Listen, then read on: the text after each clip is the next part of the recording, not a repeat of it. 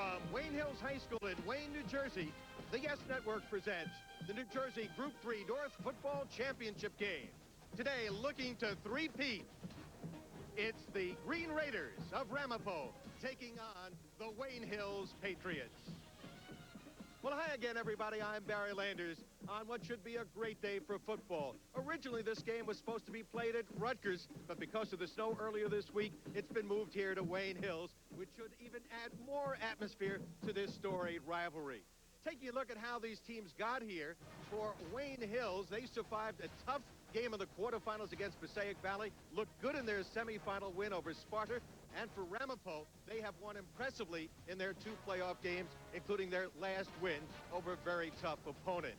And working with me this afternoon is former Ramapo High School star, Tim Pernetti, also the Rutgers University tight end. You know all about this rivalry. Yeah, and I have the back pain to prove it. There's not a more competitive rivalry in New Jersey high school football than Ramapo and Wayne Hills. And while Ramapo's won the last two championships over Wayne Hills has been in 7 championship games but never won. Today could be their day. Well, Ramapo survived that loss earlier this season to this very fine Wayne Hills team. They suffered a big injury in that game, but they also found a running back who can light it up. And that running back is Luca Ragone, who's just done a great job in the second half.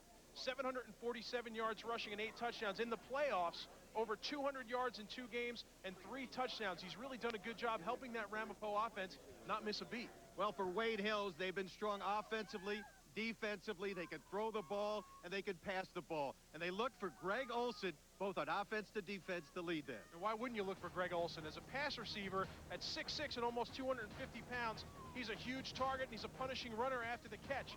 What makes him a great tight end is his balance. In run blocking, he not only gets on blocks, but he finishes them all the time. That's a mark of a Division I tight end. And on defense, a coach's worst nightmare if you're playing against him, because if you run away from him, he will run you down from behind. And if you run to him, I guarantee you one thing, you're not going to have many options and many places to run the football. The 13 touchdowns he has is impressive. So is that 15 sacks on defense. Greg Olson and Wayne Hills looking to revenge as we get set for this championship game coming up next on Yes.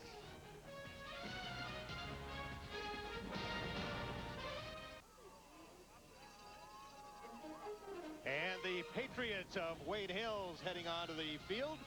And the New Jersey Group 3 North Championship game just moments away from starting. Hoping to turn things around. Their 6th consecutive trip to the finals. On the other side, Ramapo coach Drew Gibbs hoping that his club can make it 3 in a row. And look at the record, 22-1. The only loss earlier this year on this field to this Wayne Hills team, which of course has played so well throughout the year. And there is Chris Olson, 16th year, remarkable percentage, almost 77%, Tim Pernetti.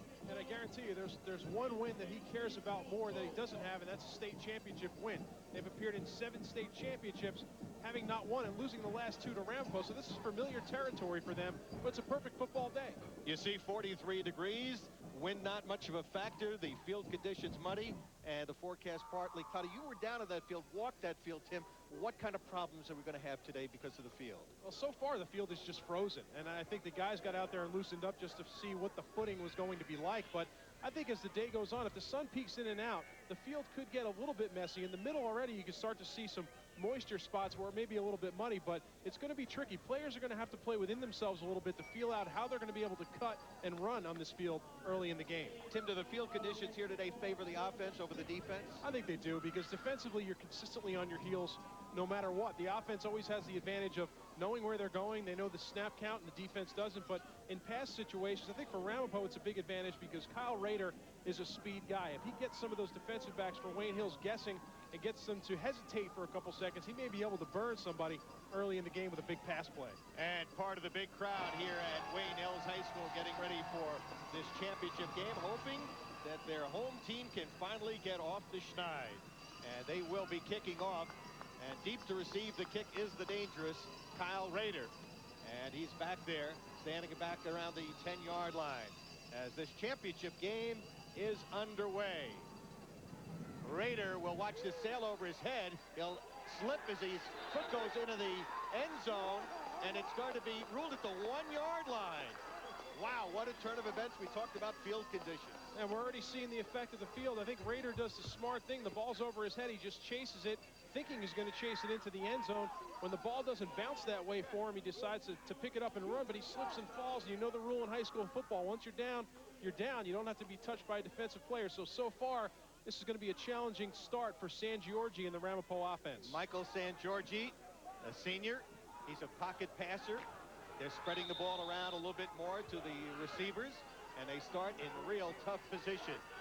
Ragone is the tailback. Silverstein is the fullback. And they go to Ragone off the left side of the line, and he won't get much.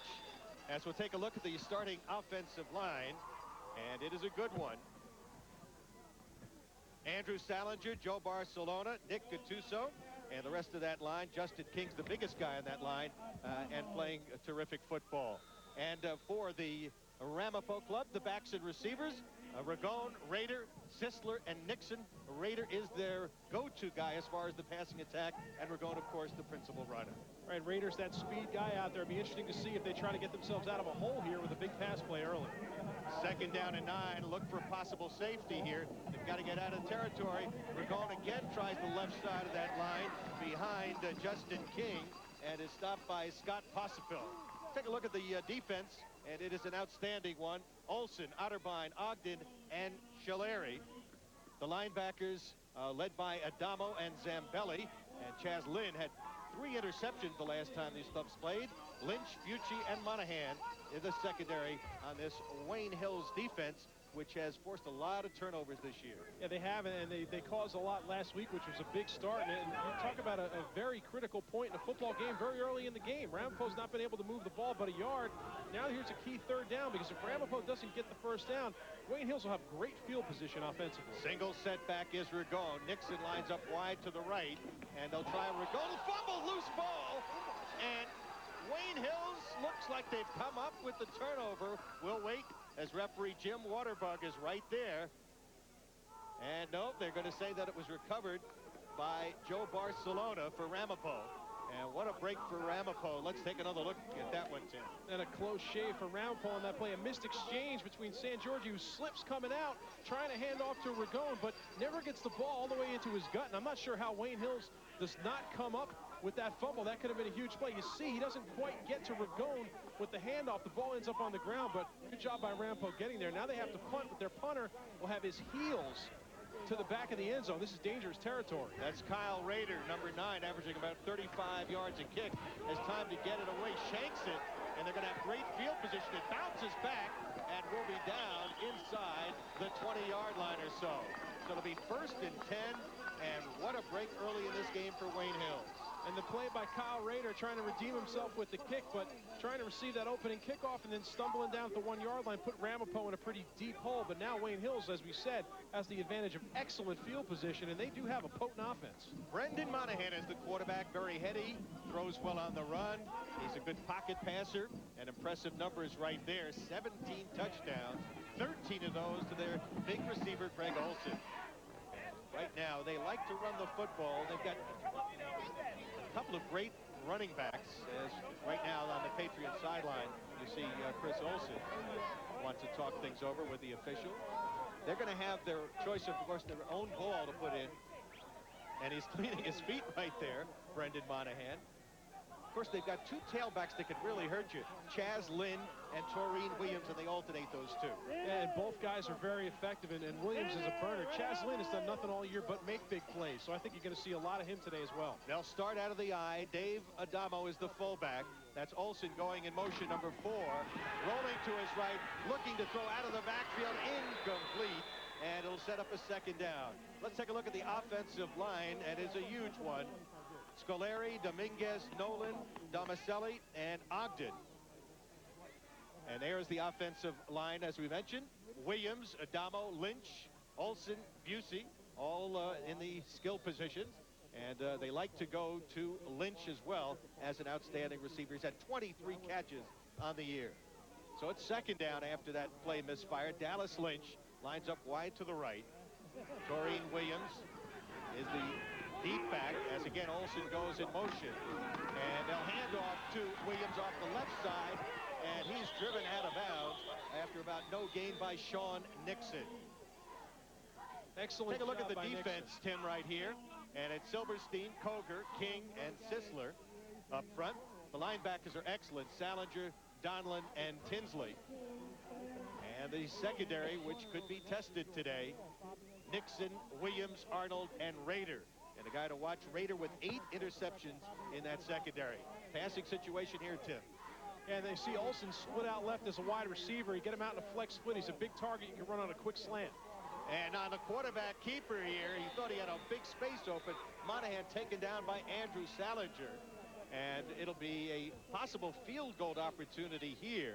The place kicker is Dave Adamo, who has 2 for 4 in field goal opportunities. And let's see on 4th down if they're going to bring Dave on.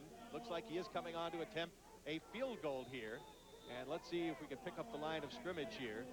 It will be about the 22, so it'll be about a 32-yard field goal attempt. Ball down, the kick is up, and the kick looks good, and it is good. So Dave Adamo makes it 3-0 early first quarter. 8:14 to go, and the Patriots in front.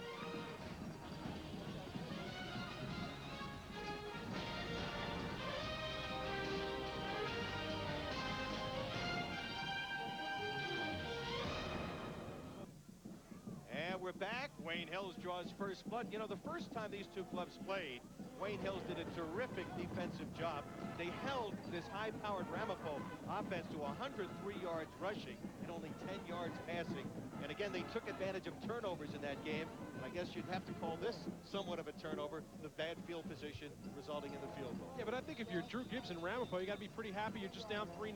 You give up the ball in great field position to Wayne Hills, but they only come away with 3. Your defense does a nice job getting a 3 and out. This kick will be kicked upfield short, and it will be returned by Ramapo, and then returning it is Brian Carroll, the 5'6", 170-pound senior. And it'll be 1st and 10 as they mark the ball up at around the 26-yard line. Well, they've had a great series history between these two teams over the years. And, of course, in championship games, Ramapo's come out on top in '93 and in 2000 and 2001. And this year, Wayne Hills beat Ramapo. It's been an interesting series because Wayne Hills has beaten him in the regular season a couple of times, but not in the championship. And I think Ramapo's probably pretty confident on that fact. They've lost regular season, but they've been able to come out on top when it counted. Quarterback San Giorgi handing off. We're going looking for running room, but it's awfully tough, the footing in the center of that line. Greg Olson coming up with one of what will, I'm sure, be many tackles today. So it'll set up 2nd down, no gain. I think Ramapo really dodged a bullet with that 17-yard punt because, again, the field position is such a key in a game like this because, as you can see, Ragon's not able to run anywhere because the field is so sloppy, and Wayne Hills is plugging up the holes. So Ramapo, again, got to be feeling pretty good about the fact you're only down 3-0.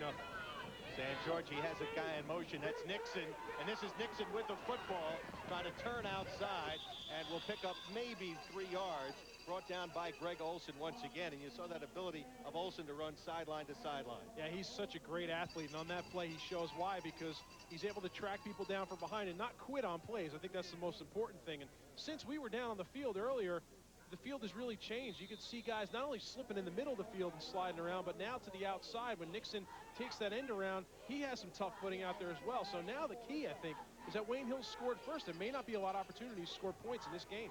3rd down, and let's call it 5 from the 31-yard line. Quarterback Michael San Giorgi has a single set back Ragon.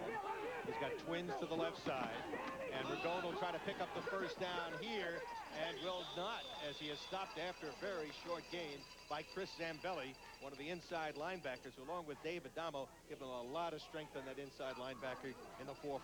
And those guys will have opportunities to make plays, too, because you got to understand, when you play against a kid like Greg Olson, number 4, you're going to overcompensate for him. You're going to put 2 guys on him when you have to block them, and you may double cover him on offense. So other guys have the opportunity to make plays, and when they have those opportunities, they got to make them. For Wayne Hills up front, they've done that all year. Rader had an 18-yard punt.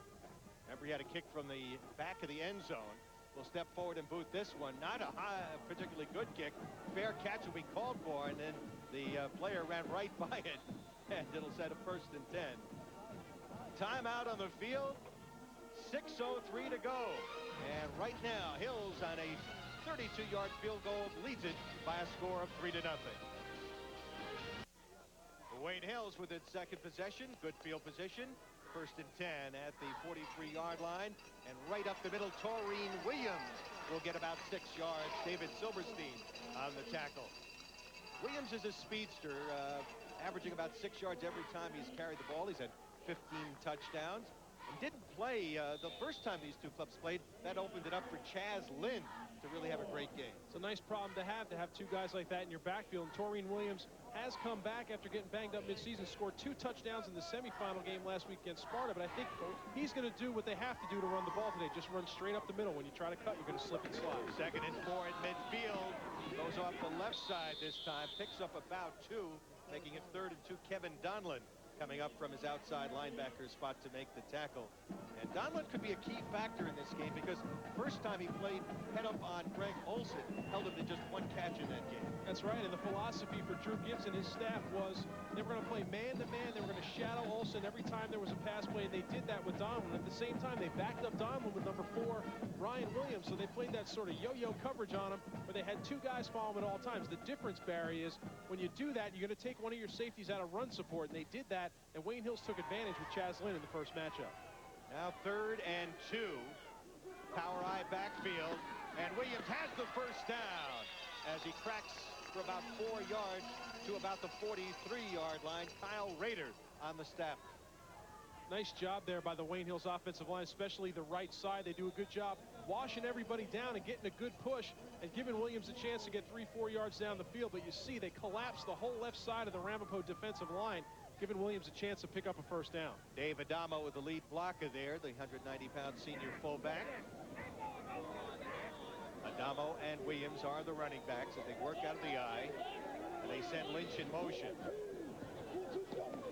Here's the pitch.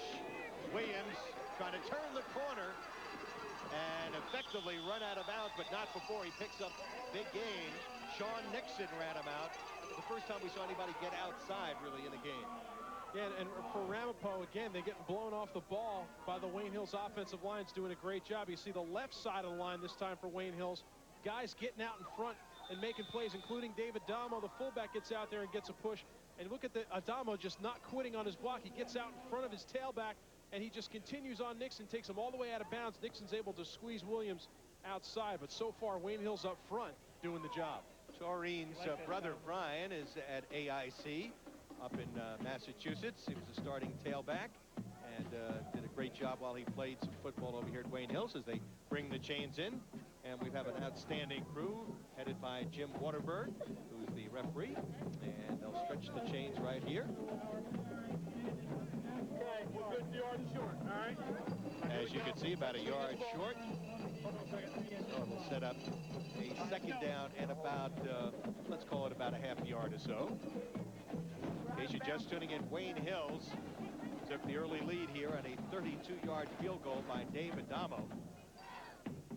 It came after a short punt. They had excellent field position and were able to punch it in.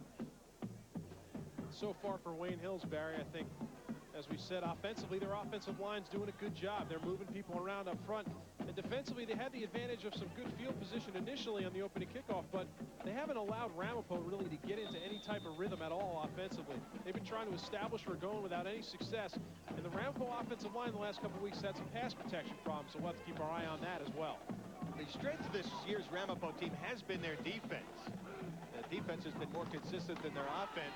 Williams fumbles the football and a scramble for it, and it looks like it's recovered by Ramapo. Mike Sisler with the hit and coming up with the football right there. Ramapo taking over, and that's what they do effectively. They force a lot of turnovers. And in games like this when the field is sloppy, you have to protect the football. On that play, Williams tries to get inside, a tough inside run. A good hit initially there, and then Sisler, smart, sees the ball on the ground, dives over Williams to get there again. Williams trying to make the run inside. The play is really stuffed inside by Ryan Koger initially, who forces the fumble, and then Sisler's there for the recovery and a momentum change for the Ramapo Green Raiders. 29th takeaway of the year for Ramapo. Back to throw. San Giorgio throws it out short, and taken down is the receiver, Sean Nixon. It'll be a gain of about 2. Chaz Lynn coming up from his linebacker spot and providing excellent coverage right there. Now, Lynn's a guy we talked about defensively. Hasn't had a chance to play offensively, but he is a terrific linebacker. Plays more like a strong safety. Had 3 interceptions the first time these two clubs played. Right, he had a great game against Ramapo in that regular season game. One of those interceptions was for a touchdown. Another one really sealed the game for Wayne Hill. So Lynn, as we said, offensively or defensively, he's an exciting player and a great athlete. 2nd down and 8. Play action. San Giorgi throwing, and it's going to be picked off right here. Picked off, and it'll be a first down at the 25-yard line. Brendan Monahan coming up with the pick. And Brendan Monahan, his 7th interception of the year. He had one last week against Sparta. It's nice when your quarterback can do a great job in pass coverage as well. That pass just took a long time to get there, and then the receiver, Nixon, number 21, falls down, allowing Monahan to just step in front. The footing may have been the problem. He runs that curl route. He just slips and falls down. You can see Monahan step right in front, juggled the interception, but hangs on to it, takes care of that ball, and now another turnover for Wayne Hills. Well, San Giorgi, we mentioned, was intercepted 3 times. The last 2 times last time they played. Here's Williams stacked up at the line of scrimmage. Falls forward for a yard. David Silverstein coming up with the tackle from his defensive end position. He's the number 2 tackler. He's got 50 tackles on the year, 40 of them solo. You can see number 41, Chaz Lynn, coming in the game right now at tailback for Wayne Hills. Again, that replay, you can see right here, San Giorgi slipping a little bit as he steps to throw that football. That may be the reason why that ball took such a long time to get there. Again, Nixon falls down too, allowing Monahan to step in front. But everybody offensively for both teams right now having trouble with the sloppy field. 2nd down and 8 from the 30, and we get some movement on the line right here. And the Hankies fly for the first time. Our umpire is George Schools. Our linesmen are Joe Smiriglio, the line judge Mike Miller, and the back judge Tim Bray, along with referee Jim Winterberg. And the penalty is marked off against Wayne Hills. So it'll be 2nd down and 13 as they move it back to the 30-yard line. Well, NJSIAA believes that athletics support the academic mission of our New Jersey schools by teaching sportsmanship, teamwork, self-discipline, and fair play. This message brought to you by the New Jersey State Intercollegiate or Interscholastic Athletic Association. 2nd down and 13 from the 35. Monahan with time. Now scrambling. Chase to the near sideline and runs out of bounds. Chris Arnold ran him out. He was also being pursued by David Silverstein, number 40. And a nice job in coverage there by Ramapo on that play. Specifically, the secondary does a good job staying with people. Initially, they're looking for Greg Olson over the middle. You can see there's 3 guys surrounding him. But a good job by Monahan, too, understanding he doesn't have many places to throw the football. Rather than try to force it in and maybe risk another turnover or an interception, tucks the ball and runs with it, is able to save the drive. Monahan's a pretty good runner. He averages 7 yards every time he's run the football. Only ran it 35 times before today. So it's 3rd and 9 from the 31-yard line. On the fake draw, throwing downfield, incomplete. Andrew Busey, the intended receiver, had it in his hands. Should have had it. It would have been a first down if he held on to it. Yeah, and that was a pretty tight throw there. Monahan was able to get good footing and really throw a rope down the field. Initially, it looked like, again, Olson is really taking people out of coverage right now. He's split left on the play-action pass. He runs down, takes 2 guys out of the play, and then you can see Busey coming across the field there. A pretty good throw by Monahan. He's able to get his hands on it, but again, another almost big play for Wayne Hills. Busey had only caught 4 passes before that last attempt. And the punt by Monahan angles it out beautifully. And so they're going to have bad field position for the 2nd time when we return. Time out of the field. Right now, Wayne Hills leads it 3-0. 1:54 to go in the first quarter.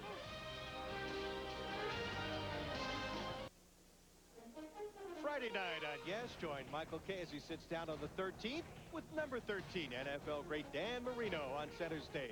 Find out why winning a Super Bowl wasn't everything to Dan, plus his reasons for retiring on the premiere of Center Stage. Dan Marino Friday at 11, then again Sunday at 9:30 only on Yes.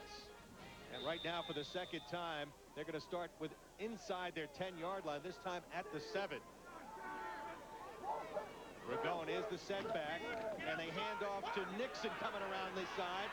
Nixon will be hog-tied out of bounds after he picked up about 4 or 5 yards on the far side by Andrew Busey.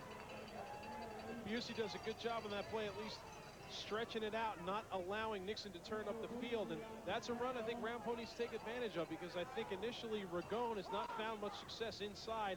Drew Gibbs has got to think about what other weapons he's got in the run game, at least to spread out the Wayne Hills defense, and then try to take advantage of Ragone again once they're able to establish some outside runs. Well, he felt he had to spread the ball around. The last time they were more tailback oriented in that game, that was a game, of course, that their star player, Josh Walkowitz, got hurt, broke his fibula in that game. Now 2nd down and 3. And Ragone tries the left side, has the first down. Good second effort as he ran over the initial tackler there. That was Dallas Lynch, who he just ran over, picked up good yardage before Dave Adamo made the stop. We talked about Ragone and his strength. We know what he's good at as far as running the football, but he's a big kid. A good job by the left side of the offensive line there. Ragone bounces it outside, and then look at this, puts his shoulder down, takes on Lynch, and just bounces him, and is able to pick up 5 more yards. That's first down so far today for Ramapo. Well, it gets him out of really terrible field conditions, and it really pumped up the sideline. Drew Gibbs, who was a football player at Gettysburg and Montclair State, and coached for many years at Ridgewood before coming over to Ramapo. Now 1st and 10 at the 25-yard line. Offset eye. Silverstein is the fullback. He'll rarely carry. And this time they try to go to Silverstein, and he is stuffed at the line of scrimmage. It'll be a loss of about 1 on the play. Getting in quickly, Mike Otterbein, the defensive tackle, 272-pounder, moved pretty quickly there. I think got some big kids up front for Wayne Hills. You talked about Otterbein. On that play, just nowhere for Silverstein to run, and he's only got 4 carries coming into this football game, so he doesn't touch the football very much. But again, I think it's a smart strategy by Drew Gibbs, trying to mix it up as to who's carrying the football. We saw Nixon already. We're going with the big run. Now Silverstein, so he's trying to get the Wayne Hills defense guessing a little bit. Silverstein is replacing Andrew Recchioni, who was also a starter. They lost both starters early in the season. He was the starting fullback. Right, and a good player, also a very good player at linebacker. 2nd down and 12. And up the middle, short gain by Ragone, as he'll pick up about 3 yards. Dave Adamo again in on the tackle. And that should do it. First quarter comes to an end in the mud. We have played 1. And on the 32-yard field goal by Dave Adamo, Hills leads it by a score of 3-0. A lot of pressure put on Monahan. Look at 35, Greg Tinsley here, Tim. Yeah, Kyle Tinsley does a good job getting the pressure. And again, that ball was, because of the pressure, it sort of bounced up right in front of Dallas Lynch. And there was the pass interference call probably prior to our camera actually picking that up. Yep. And the officials picking that one up and keeping the Wayne Hills drive alive here. And I think Wayne Hills has got to be thinking touchdown now. This is Chris Olson has made a living, or Greg Olson's made a living this year catching balls within the 20-yard line. From the 9, play action, looking. He's in trouble now, Monahan. Will have to tuck it under and go out of bounds. And goes out of bounds after a short pickup. Chris Arnold in on the play. A good job defensively downfield. He couldn't find an open receiver. And good job in coverage. But Wayne Hills is smart, because they know that Ramapo's defense will be keying on Greg Olson in this part of the field. And what they do is they run Greg Olson to the other side of the field. He takes 2 pass coverage guys, a linebacker and a defensive back, essentially out of the play. They roll Monahan the other way, and he's able to look down the field and have some other options in single coverage. But like you said, Barry, great coverage by Ramapo. Really doesn't give Monahan many choices. We mentioned their defense has kept them alive in a lot of games this year. Olson flanked at the top of your screen. Draws a couple of people there, and the movement on the line right there by Zambelli. So Wayne Hills shooting himself in the foot a little bit right here. Now it'll be 2nd down from the 15-yard line and goal to go. And the only thing that's slowing this drive down for Wayne Hills has been those penalties, and has been a couple timeouts to make a couple decisions, because as we said in the run game, Chaz Lynn really did a good job setting the tone on this drive and has gotten them down the field to where they are.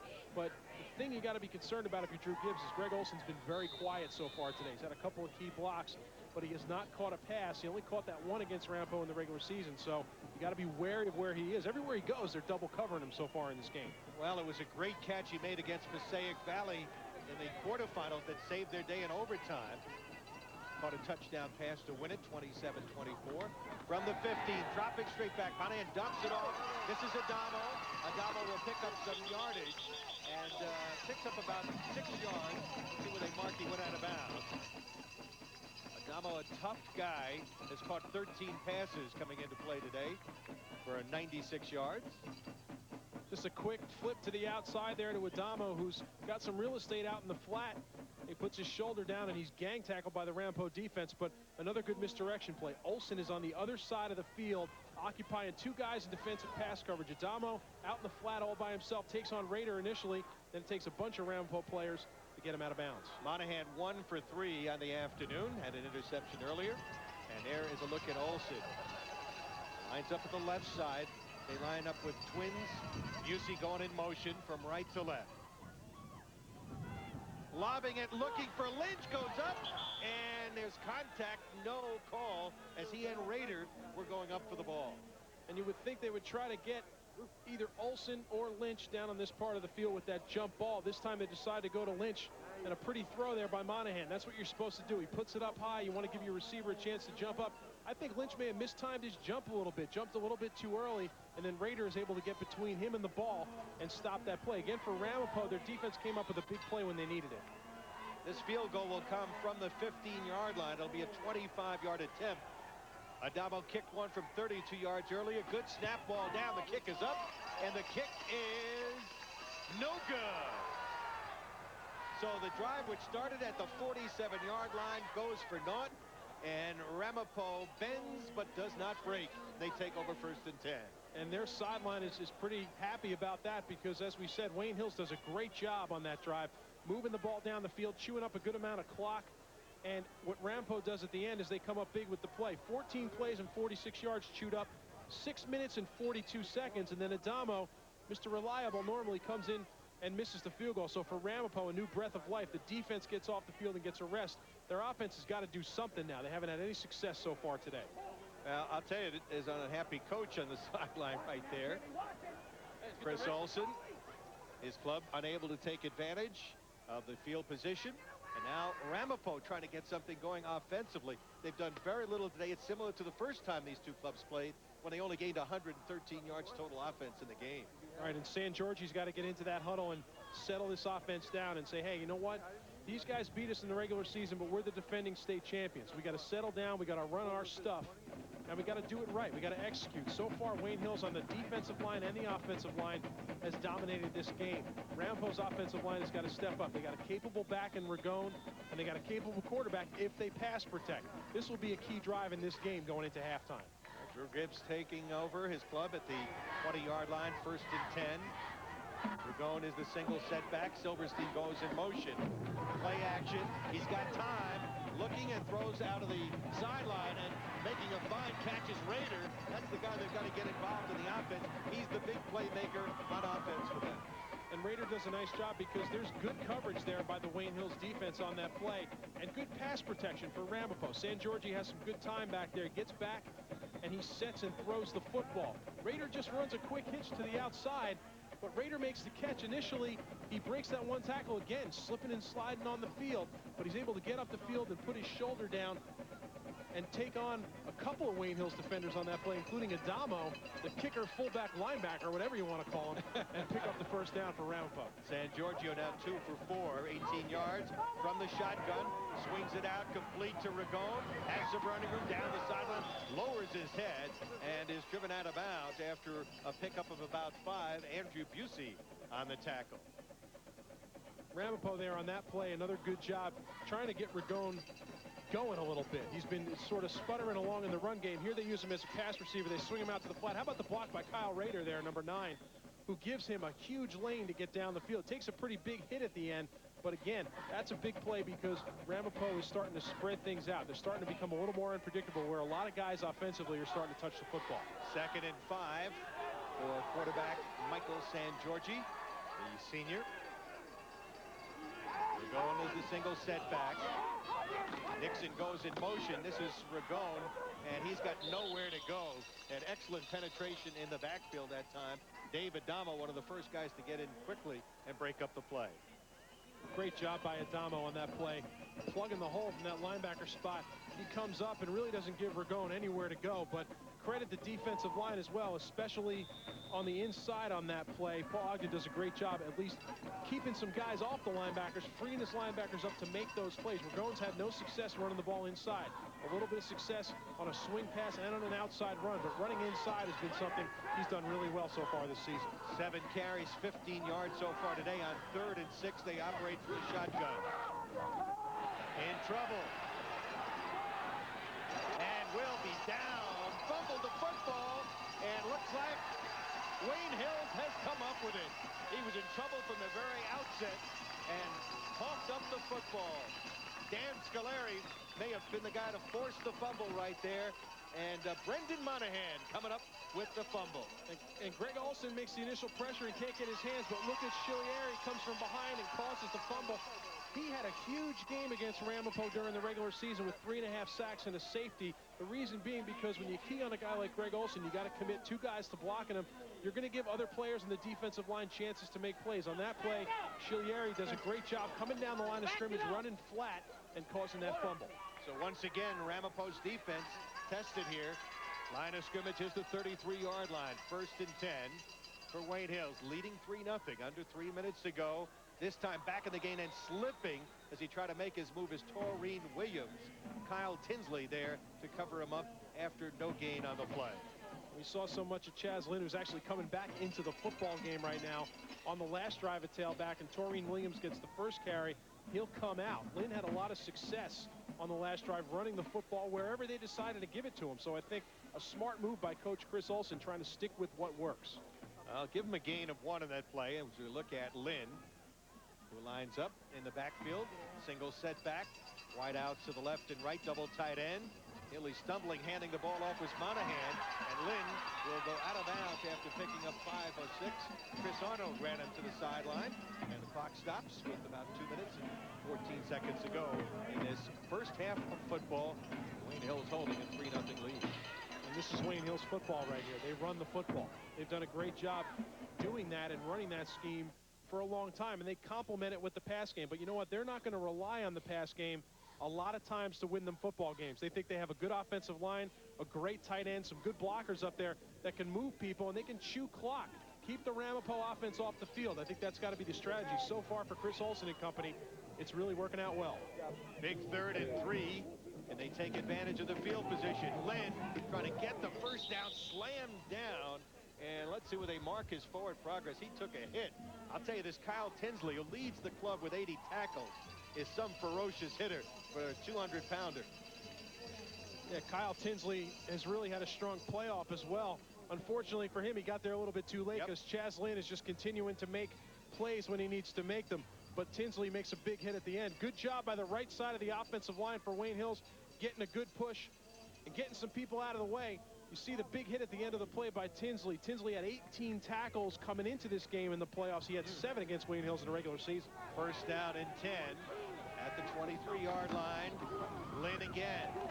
Off the right side. Breaks a tackle and driven out of bounds. Inside the 17.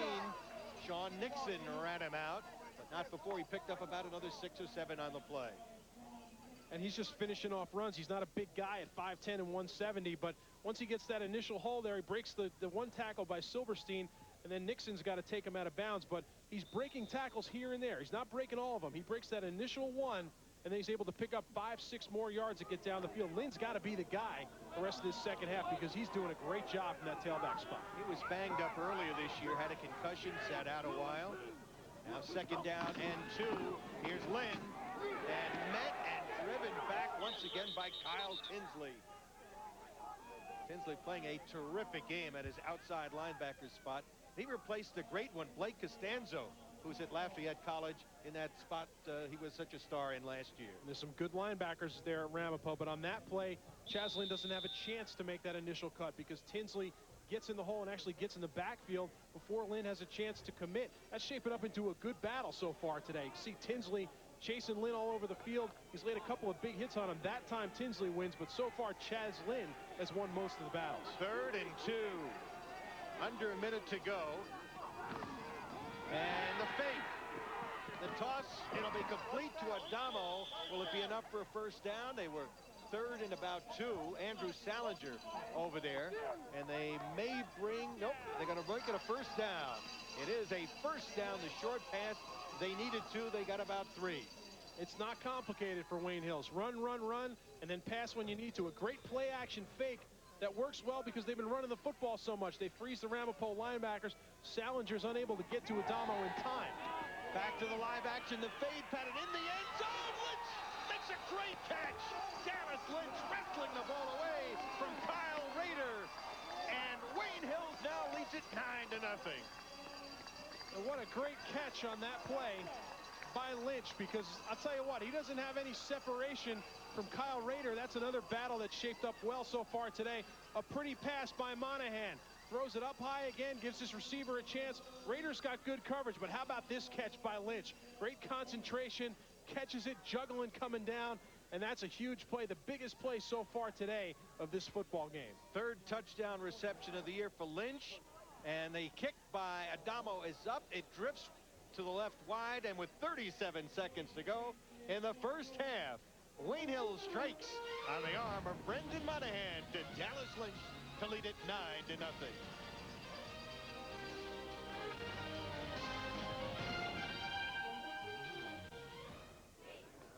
Well, the turnover certainly proved costly. And Tim, as we take a look at the replay, what a beautiful pass. Monahan to Lynch. Pretty pass by Monahan. He puts it where he's supposed to, up high, and gives his receiver a chance to jump up. Both Lynch and Rader jump up at the same time, but Lynch does a great job concentrating. And, well, you know what, Dallas, you're #1 on that play, that's for sure. That was one heck of a catch in traffic. Great athletic ability and great concentration. Now Dallas Lynch, a 2-year starter, came in with 23 receptions for almost 500 yards. None bigger than that one. As Adamo gets set to kick off here with just 37 seconds to go in this first half. And this one will be taken by Rader.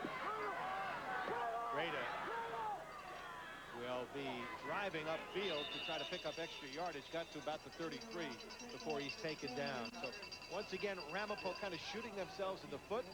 The turnover proves costly. They've really been behind the 8 ball from the very start, on the very first play of the game, on the kickoff, when the player was touched, had his knee go down at the 1-yard line. Yeah, that was a costly play. And I think, like I said earlier, I don't think Ramapo's been able to find any rhythm offensively because they're probably not used to starting a lot of their drives inside their own far 5-yard line. But now, again, they have to think that there's a lot of football left to play in this game. They just have to run their stuff. They've been trying, but give credit to the Wayne Hills defensive line. They've done a great job stopping things up front initially, especially by Ragone. Michael St. George dropping back with time. Now throwing and incomplete. The intended receiver right there was Rader, and David Damos played a terrific game, knocked the ball down. Well, studies have indicated that high school athletes in season perform better academically than out of season. We invite you to encourage your child to get involved in high school activities. You'll be glad you did. Brought to you by the New Jersey State Interscholastic Athletic Association. And we're delighted to be here for this championship game, Ramapo and Wayne Hills. And of course, another great game coming your way on the YES Network, Don Bosco Prep and Bergen Catholic. We invite you to watch that one as well, part of our great coverage. Monahan with time, 20 seconds to go, now running out of time, throws upfield, and a fine catch on the far side by Ryan Mink, as Chris Arnold was there on the coverage. Nice job there, and I think that the credit's got to be given to the Ramapo offensive line on that play. Coach Gibbs, I talked to him this week, and he said, my biggest concern with our game, should we get behind, is we're going to have to pass. And you know what? Our pass protection has not been great so far in the playoffs. Our quarterback's gotten knocked down a bunch of times, so he was concerned about that. But so far, St. George's had a lot of time back there to throw the football. He's not finding many receivers, but at times he's had the time. I think that's going to be important for Ramapo to develop some consistency up front with the offensive line. That was Chris Arnold on that last reception. So it's up at the 47-yard line, 1st and 10, 15 seconds to go in this first half. St. George looking deep for Rader. Monahan is out there, and Monahan will pick it off. Second time he's come up with an interception here. Runs it back. This will end the first half of football as time deja vu, very similar to the last time they played. 3 first-half turnovers for Ramapo in this game. And that was just a jump ball. Ramapo probably trying to play to get some field position to get a field goal, but an ill-advised pass. St. George throws it up in the air where he's really only got Rader out there. Rader never really had a chance to catch up to the football and make a play. So a very impressive first half for Wayne Hills as they try to win their first championship. We told you they were 0-7 coming into play. This their 6th consecutive trip to the finals and 8th in 17 years under Coach Chris Olson. And they take advantage of field position, get the only touchdown of the game. And right now, let's go down on the field. Chris Olson is standing by, and here's Tim Pernetti. Coach, you got to be pleased. Your offensive line does a good job, especially in the second quarter, and Chaz Lynn is running the football pretty well inside and outside. Yeah, Tim, I think we're playing pretty well. I think we should have punched one in. I think we played well enough that we got some penalties. We had a play there on 4th down that would have given us a touchdown, I believe. We got our left guard was an encroachment. It's not a big enough cushion. It's a 0-0 ball game, and it's going to be a heck of a second half. Coach, most important thing for your team to finish off this game in the second half. Hey, we're going to go ahead and treat this game like it's 0-0 or we're down 6, and we usually play pretty well when we're behind. So if we can keep that mentality, I think we got a chance. All right, Coach, thanks. Good luck in the second half. All right, Tim. Well, the words of Chris Olson, and right now his team leads it 9-0 as the Wayne Hills band gets ready to delight this crowd.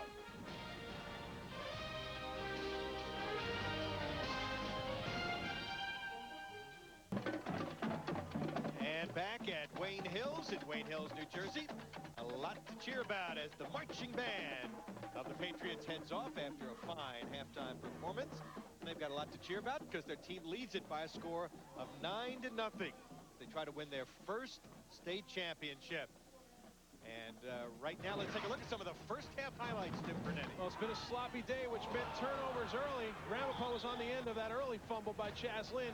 And a sloppy field receiver slipping and sliding. Monahan steps in front for the interception for Wayne Hills. Chaz Lynn's been really the story in the run game for Wayne Hills. Has a nice run here, right up the gut. He's had some good runs all around in the first half. And then one big play. Monahan with a pretty pass to Dallas Lynch in the corner. Good coverage by Kyle Rader, but great concentration by Lynch for that touchdown. And we take a look at the halftime stats. The turnovers awfully big. They're big, and also because Wayne Hills was able to convert one of those turnovers into a touchdown. But how about 11 yards rushing for Ramapo? Ragone comes in, highly heralded, as a really good back. But Wayne Hills, their defensive front and their linebackers have done a great job so far. And Wayne Hills has taken advantage of great field position so far in this first half. And that's the story. We'll be back with second half action. Right now, Wayne Hills leads it by a score of 9-0.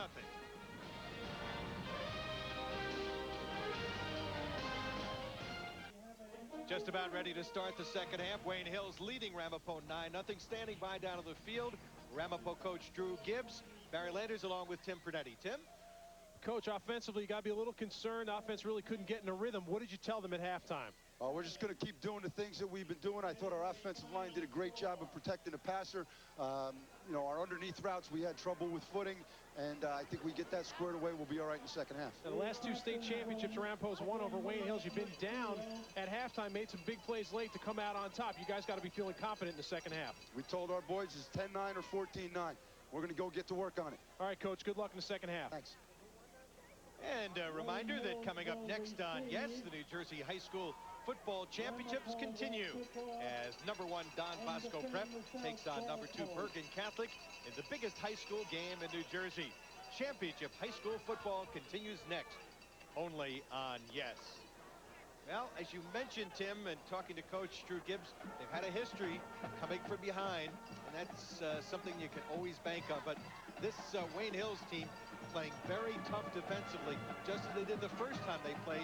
They've held them to just under 50 yards total offense in this first half. Right, for Ramapo, if your longest drive is 6 plays and 18 yards and ends up in a punt, no matter how calm Coach Gibbs just sounded in that interview, he's got to have some concern. He knows that it's very important right now that his defense gets a quick stop. He gets the offense on the field, and as he says, runs their stuff. They've tried to run their stuff, but they have not been able to because of the Wayne Hills defense. They have a heck of a kicker at Ramapo, Ricky Krautman. How about that? 40 kickoffs for touchbacks, but he's also a very effective place kicker who's made a lot of field goals this year. He's 7 for 12. He's already going to Syracuse on a full athletic scholarship. They got to get the ball in Wayne Hills territory, give Krautman a chance to put some points on the board. Well, as the all-time New Jersey leading scorer in kicks and points, and right now he'd like to get in the end zone and prevent them from returning this one. Lynn is back to receive the kick along with Dallas Lynch, as we are just moments away from the start of the second half. In case you're just tuning in, a 32-yard field goal by Dave Adamo got the game off and winging for Wayne Hills after Kyle Rader was forced to had a knee down and trying to return the kick on the opening kickoff. And then it was a 32-yard field goal by Adamo. Later, late in the first half, Brendan Monahan and Dallas Lynch combined on 11-yard TD pass for the only scoring. So here we go. And the kick downfield by Krautman, taken at the 8-yard line. And run straight up the middle by Lynch, cuts it to the outside, and he will be down after a nice return. So it'll be 1st and 10, Kyle Nasdin on the tackle. And if you're the Ramapo defense, you need to come up with a turnover or 3 and out to kind of get the momentum, Tim, swung back your way. Right, 3 and out would be the way to go, because you get the ball back in your offense's hands pretty quickly coming out at halftime. There's a Ramapo player down on the field after that kickoff. After that kickoff, Ricky Krautman ended up dirty. Usually the kickers don't get their uniforms very dirty, but he slipped as he laid into that ball. Pretty good kickoff, but he ended up in the mud. So the middle of that field still is pretty messy. It looked like Wayne Hills in the first half was lining the kickoff up to either side a little bit to avoid that mud in the middle of the field. Boy, if that is Kevin Donlin hurt, they can ill afford to lose him. He is an outstanding outside linebacker, the 6'1", 190-pound senior. Well, hey, sports fans, you can get all the latest New York sports news from YesNetwork.com. Log on tonight and check out Yes Online's Pinstripe Bible for a comprehensive look at the Yankees offseason. For more scores, information, and to get Yes gear, log on to YesNetwork.com. This field, I know we keep harping on how messy it is. You can see just from our great shot in the end zone there. Watch Ricky Krautman on this kickoff. He's got that nice white, clean uniform. He sets his foot, lays into the kick, and then as he comes down, he's got no footing. This is not the injury here, but Krautman ends up a victim of the sloppy field. You see number 6 there, Kevin Donlin, comes in, puts his head down to make that hit. The collision from the other side, that's a little scary when you see a player take a hit at the top of his head like that. The good news is Donlin has made his way off the field for Ramapo. So it'll be Wayne Hills taking over, 1st and 10 at the 27-yard line. And Lynn was the story in that first half. 13 carries, 53 yards. Monahan was 3 for 6 for 23 yards. And the 11-yard touchdown pass to Lynch. And on the first play, they'll go to the fullback, Adamo. And Adamo still fighting for yards, trying to get back to the line of scrimmage, which was the 27. Chris Arnold on the tackle to give him a gain of 3, make it 2nd down and 7. And for Ramapo, they probably understood very well at halftime, okay, what did Wayne Hills do that hurt us? Well, number 41, Chaz Lynn, hurt them. And then Monahan at times with certain passes hurt them as well, especially that touchdown, which was a beautiful throw. Wayne Hills, I think the best thing about their offense in the first half, Barry, was their offensive line. They were very consistent in blocking the run, and they protected Monahan pretty well. Aside of the one pressure by Tinsley, really didn't see Monahan take a whole lot of hits. When he did take a hit, it was more of a coverage sack. Taurine Williams is now in the tailback position. 8 carries for 25 yards. And, of course, had that one costly fumble, the only turnover that Wayne Hills committed in the first half. He's the tailback. Now they shift. Olsen and Chris Zambelli line up on the left side. And this is Williams. Williams trying to go up the middle, and he will pick up short yardage as he crossed the 30 to about the 33-yard line. Brought down by Kyle Tinsley, who has had a terrific game today. Just a junior, and he's going to be some player next year. He is, and he's been very active in there, and he doesn't miss many tackles. I think if you're Ramapo, the one concern has got to be, yeah, Tinsley's playing a great game. He's got a lot of tackles, but at the same time, my defensive line is not doing the job. When my linebackers are making all the tackles, we're not able to make some tackles on the defensive line. That is a problem. They need another stop here on 3rd down and 4 from the 34. Williams. And there they got the surge on that defensive line. Andrew Salinger, the inside linebacker who plays the middle, has done a tremendous job this year made a nice hit, and they got a lot of help on that play. Excellent job by the left side, especially Salinger. You see the handoff there to Williams. Salinger fills that hole with some authority, and he's able to wrap up Williams and get some help from his buddies there as well. You can see Williams, he's looking for that hole, but Salinger's there waiting for him. Lays a pretty big hit on him, and a good wrap-up form tackle by that inside linebacker. Low snap. Monahan will get the kick away. Rader will watch this bounce, field it at the 35, and goes down right there. Olsen, the first man to get to him. Time out of the field, 9:46 to go, third quarter. Ramapo takes over with their best field position of the day, trailing 9-0.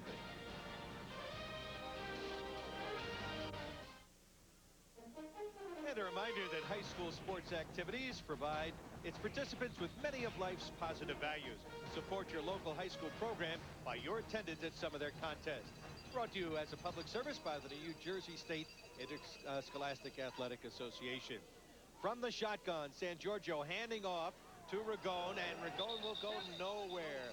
Dave Adamo, who's played a marvelous game at that inside linebacker spot with yet another tackle. And what Wayne Hills is doing now at the direction of their head coach, Chris Olsen, I was watching him prior to that play, is they are packing the line of scrimmage. They had 9 guys in the box on that play, or not in the box, but from tight end to tackle. And they were packing it in, basically daring Ramapo to run the football, saying, you want to try to continue to establish Ragone, go ahead. We're going to pack it in here until you prove that you can pass. Ragone has gained only 15 yards on 8 carries so far in this game. Back to throw, San Giorgio running, and he will be taken down on a huge defensive play by Dan Scileri, who had 3.5 sacks the last time they played, and the big guy brings him down here. And Scileri forced that fumble early in the first half, or in the second quarter rather, chasing down San Giorgio from behind. On this play, no quitting him. I'll tell you, he's having a field day so far today from his position against number 77, Justin King, who's a quality offensive lineman. But so far, Scieri's been up to task. Talk about the forced fumble in the first half. That's a big sack there because it continues to interrupt Ramapo trying to get into a rhythm. Now they're looking at a third down at about 16 yards. That's not a down and distance that works well in their offensive scheme. San Giorgio is 4 for 7 for 36 yards, but 2 interceptions. As time, now scrambling flag on the play. Chase to the sideline, and will be down after a very short game, but there's a flag. Could be a holding call in the backfield. Joe Barcelona finally brought him down. There's the call by referee Jim Winterberg. And now Ramapo shooting themselves in the foot with penalties. Coach Gibbs was concerned about pass protection. I think Scileri has done a great job breaking things down in the Ramapo offensive line, and now Ramapo trying to get their arms around the schemes Wayne Hills is throwing at them defensively and rushing the passer, overcompensating. Some guys are latching on a little too tight and holding. Back up, back up. Keep it back, guys.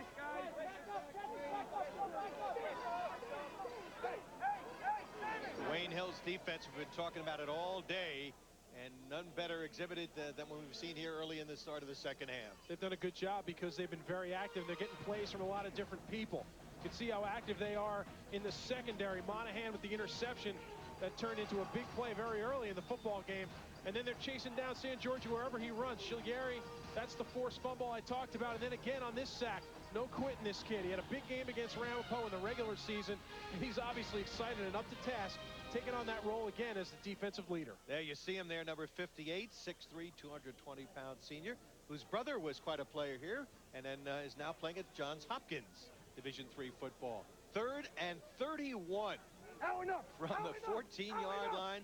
They'll try to do a little safe play here, and Ragone, who's been not picking up much ground, won't get any there. Paul Ogden, the 232-pound senior, made the stop.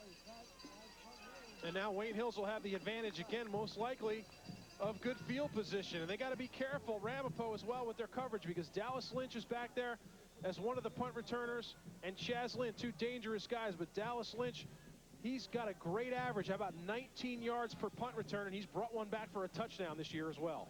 Here they go with their best field position, Tim, at the 35, and they end up back at the 14. High kick, and it will go out of bounds, and they'll have excellent field position once again. So Ramapo in trouble. They trail 13-0. Wayne Hills will have it 1st and 10 when we return.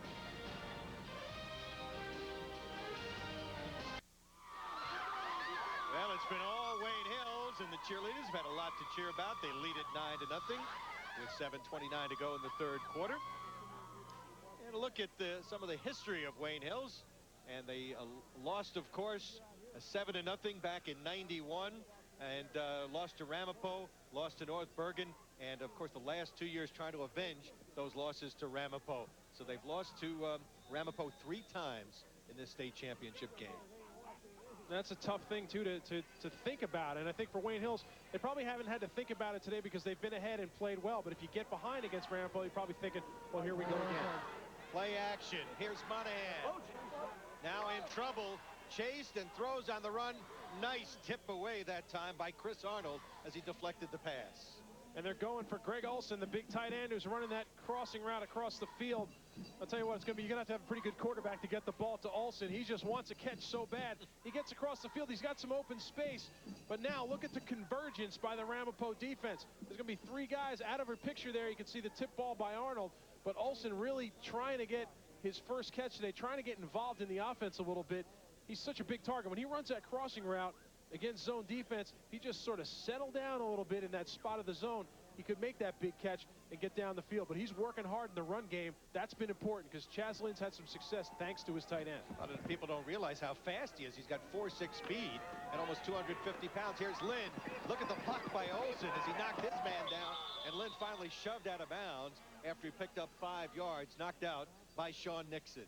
Olson's, you know, and I'm an ex-tight end. This is just fun to watch. Olson comes out here. He gets his initial block there on Donlin, number 6, and he says, how about I pick somebody else off as well? He goes down the field and takes on Ryan Williams. That's what you got to love if you're a college recruiter because he doesn't quit. He goes from one level block to the next level block, and he continues to work just as hard in the run game as he does in the pass game. Greg Olson's a pretty special football player. Yeah, it looks like a man among boys there. And, of course, he holds the school record for touchdowns, receptions, yardage. He's broken every record here at Wayne Hills. The one thing he hasn't done is win a championship. Here's Lynn trying to turn it outside. Good second effort by Lynn. The hole wasn't there. Finally picked up some yardage. Chris Arnold on the tackle. Chris Arnold's been pretty active as well. But, again, the concern for Ramapo is a lot of tackles getting made by guys in the secondary. The linebackers have been pretty active as well. Lynn really didn't have anything at all on that play, but he made something out of nothing. Now Wayne Hills faces a 4th down at about 4 yards and probably go for it. Their offense is having a lot of success. It's obviously out of field goal range. And why not keep the ball out of Ramapo's hands as much as possible? All right, Tim, if you play it defensively, you could punt. You've pinned them back to the 5 or 6 yard line, but they're not playing that way. They're going for it. Right, and Ramapo's had no success on offense, so I think this is a good call by Chris Olson. Power eye backfield. Here's the pitch back. Here's Lynn, 1 man to beat, and a great open field tackle by Chris Arnold. Let's see where they mark his forward progress. He had to get to about the 25-yard line. They're going to, very important spot here. Officials will look to get timeout called by the official. He's telling that sideline, I'll take charge of this game. And this is the same play that Wayne Hills ran when they went for it on 4th down, got called back on a penalty.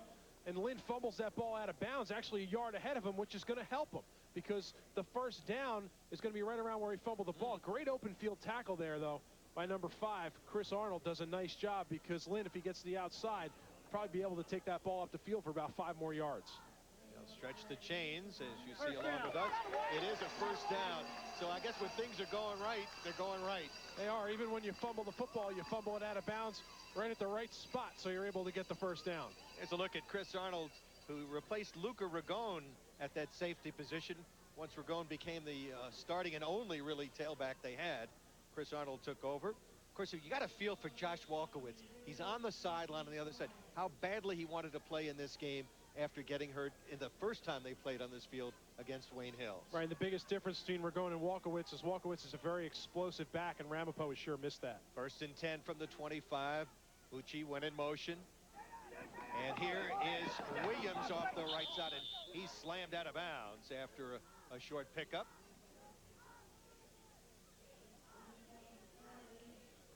Ryan Williams coming up with the tackle. Pretty big hit there by Ryan Williams, trying to establish Taurine Williams to the outside. Ryan Williams takes that shoulder.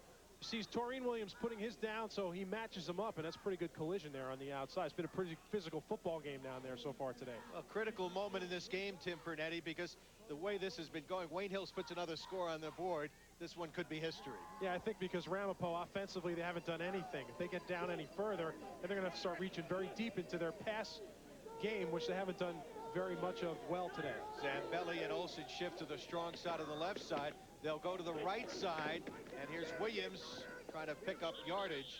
He'll get it to about the 19-yard line. Kyle Tinsley again on the tackle, and it sets up another third down play, which they've been pretty successful on. They have, and the offensive line for Wayne Hills is just really doing a great job on that play, especially on the right side. They're just continuing to move people around. The key block on that play by Mike Otterbein, but their backs are able to get 2-3 yards before they have to take on a hit or make a cut. With Lynn, it's a little different. Williams tends to run just straight at you. Lynn will bounce you outside a little bit, but the offensive line for Wayne Hills, hats off to him so far in this game. Olsen lines up to the right. Let's see if he looks that way. Nope. And Williams stuffed at the line of scrimmage. Jim Ishgainian making the beautiful tackle. Boy, did he get in quickly. That's what you expect from your nose tackle, too. When you have a nose tackle, they're typically these short guys that are a little bit overweight. I don't want to say, you know, they're fat kids, but they're a little bit overweight. But what you want is you want them to get penetration into the backfield. What Ishkanian does on that play is he gets penetration into the backfield. He's able to blow up that run play before it has a chance to go anywhere. He's pretty dirty right now, which means he's trying to get in the backfield on every single play. Now, Tim, were you looking at me when you said a little overweight, a little guy at 5'10", 260? Absolutely not. Absolutely not. 4th and 5, biggest play of the game here. Monahan trips to the right. They throw it out to Lynn. He's got blockers, and Lynn will pick up yardage close to a first down, and he was taken down by Chris Arnold. It is a first down. Boy, they're just making just enough yardage on these critical plays. And that's a good call by the offensive staff there. Lynn and 3 wide receivers to the outside. Lynn just stops on the snap, makes the catch. Then he's got a wall of blockers in front of him. You can see it here. Lynn makes the catch, and look at this wall of blockers in front of him. Dallas Lynch is out there and makes a good block, and Ralph Corrado is out there to make a good block. That's a good call on 4th down because you give your best athlete offensively a chance to make the play. So the drive continues. 1st and 10 at the 14. Williams submarined again as they got in very quickly. That was David Castle, number 72, who got in. Clock continues to tick. And I'll tell you, time of possession has been so one-sided in this game in favor of Wayne Hills. Yeah, and that's the thing. For Ramapo, when they've been out there offensively, it hasn't been a good story for them. They haven't been able to do anything, but they haven't been out there very much because when they are out there, they're not having any success. Wayne Hills, when they have the ball, has been chewing up the clock. You talked about that one drive early in the first half that took up 6 minutes and 42 seconds off the clock. This is another one of those drives where they're having success in chewing up clock. No gain on the last play, so it's 2nd and 10. Rolling to his right, and this is Williams, and Williams will get it to about the 10, lost the football, it looked like, but they say he was down on the play. Second time that Williams has had a fumble, and of course he fumbled one earlier in the game. Brendan Monahan was over there to make sure. It's fortunate there for Wayne Hills that ball doesn't end up in Ramapo's hands. You see Monahan as he goes down. Good call by the officials there. Ground causes the fumble, and at any level, ground can't cause a fumble. Good effort by Monahan trying to cut up the field and make a play. And again, a nice call by the officials being on top of that one, seeing that the ground did cause that fumble. Monahan has run the ball effectively at times this year. Did very well against Sparta last week. Another 3rd down play, 3rd and 6 from the 10. This is the 11th play of the drive, and Monahan doesn't like what he sees, so he'll call a timeout. We'll step out on the timeout, under 2 minutes to go, and Chris Olsen just about 14 minutes away from winning his first championship.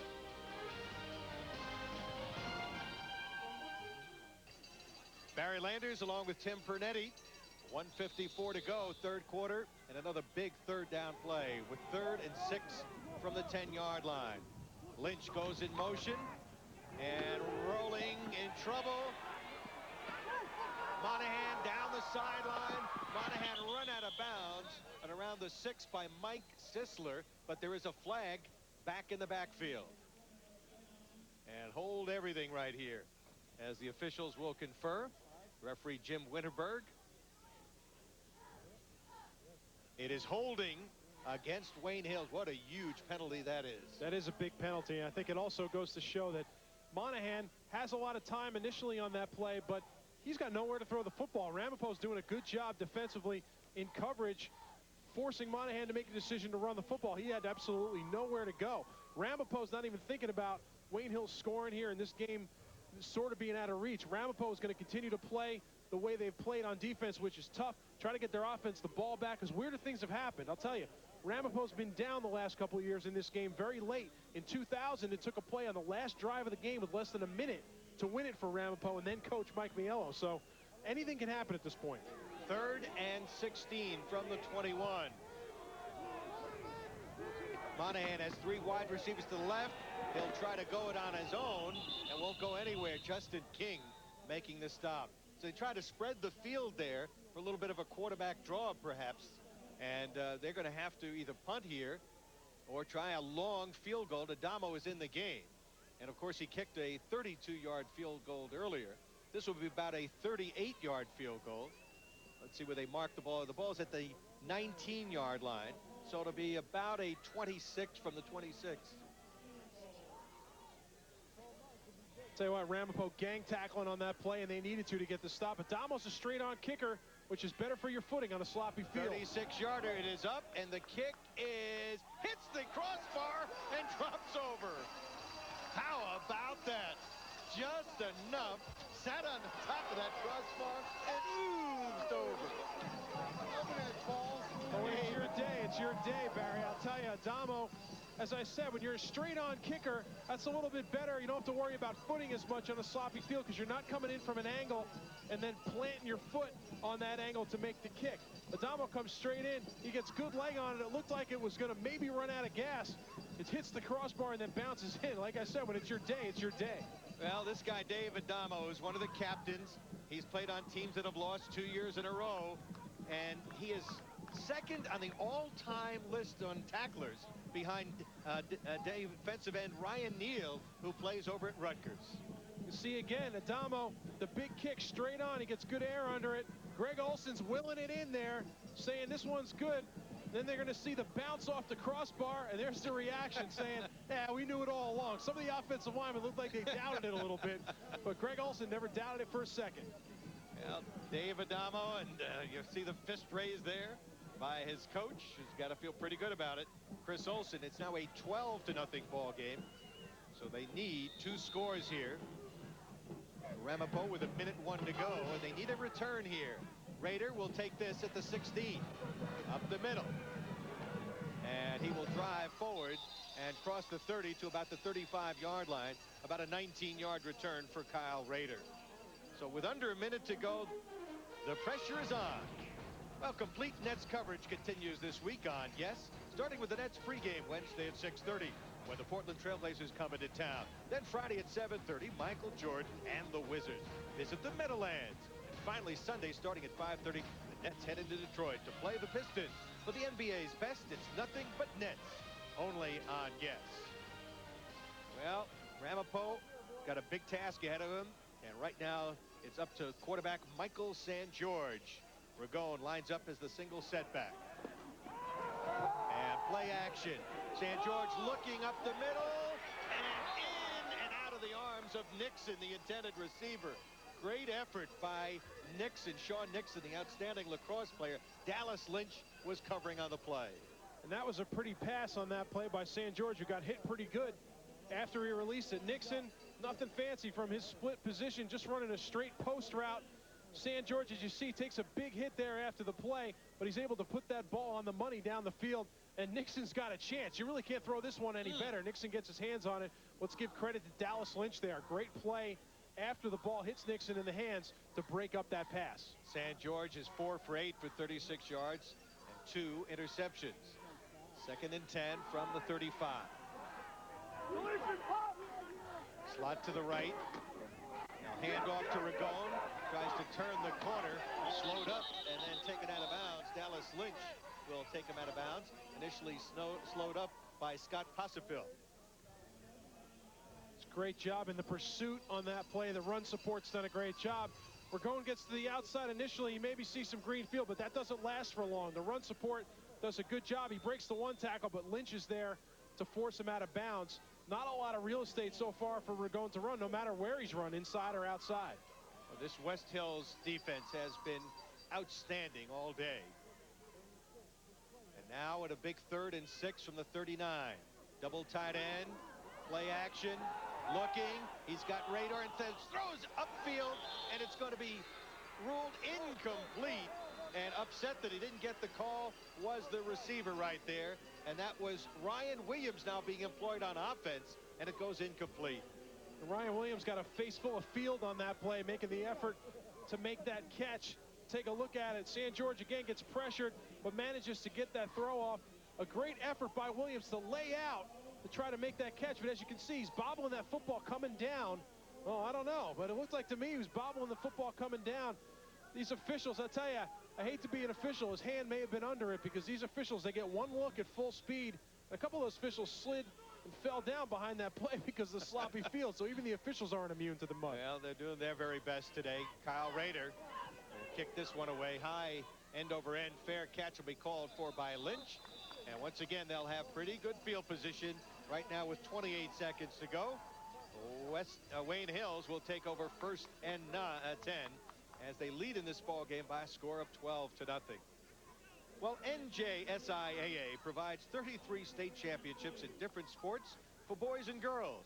That number is the most of any state association in the United States. The message brought to you by the New Jersey State Interscholastic Athletic Association. And congratulations to some of the teams that have already won state championships. And they include Bayonne with a big win over Hackensack. And Glen Rock winning their 5th state championship. Congratulations to those outstanding teams. They'll stay on the ground here. Williams chased and slowed up, and then finally taken out of bounds. And running him out was Andrew Salinger. And that will stop the clock with 23 seconds to go. Salinger's done a nice job, as has Kyle Tinsley. Those two inside linebackers. Really got to admire the way they play in this Ramapo defensive scheme, because they're relied on to make a lot of tackles, and they're relied on to run and make plays. And both guys can run, and both guys have really put in great efforts today. You see Tinsley there, he's a pretty dirty guy. He's got a lot of grind on the front of his helmet there. He's taken a lot of collisions, but guys like that are essential in high school football, because you can count on your defense to stand their ground. If you can do that, the linebackers will be a presence. And these two guys so far today have been a presence regardless of the score. No question about it. This Ramapo defense has played very well, holding this high-powered Wayne Hills team to just 1 touchdown. On the end around, this is Boosie down the sideline, skips over a guy, down the sideline, continues to go at the 30, breaks a couple of tackles, but no, they say he went out of bounds upfield here. And the officials saying he went out of bounds upfield at the 46-yard line, hopped over a guy in the sideline. But what a run by the junior Andrew Bucci. I'll tell you, I would love to be a tailback in high school football, running behind number 4, Greg Olson. A good block and a second good block. And look at this effort here by Bucci. Jumps over into your living room and is able to come down, and they called him out of bounds right there. You can see the right foot go out of bounds. The official stops and sees. A good call by the official, because you could see Bucci's foot just half on the field, half on the line. But that's an exciting play and a great effort. He also read his block very well. Greg Olson leading the way down the field on that right sideline. And let's compliment our crew doing a great job here today under some adverse weather conditions. Producer Frank LaSquadra's got a great crew here today, and great camera work indeed, fellas. 1st and 10 from the 45. Williams, quick hitter into the secondary. Hits his best run of the day as he picked up about 9.5 yards. That will end the 3rd quarter, but there is a flag, however, on the play. We'll hold it here. There is a flag on the play. So the officials now are calling a penalty against Wayne Hills that will negate probably that run. Holding penalty is the initial indication.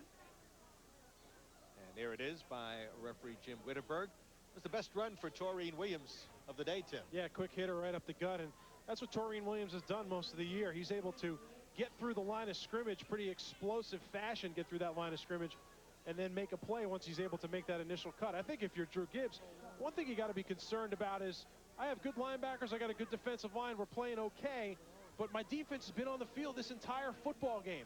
these guys, most of these guys play two ways. So the fatigue thing has got to play in here right now for the Ramapo defense. No question about it. Excellent point, Tim, because they have been on the field 3/4 of the game here.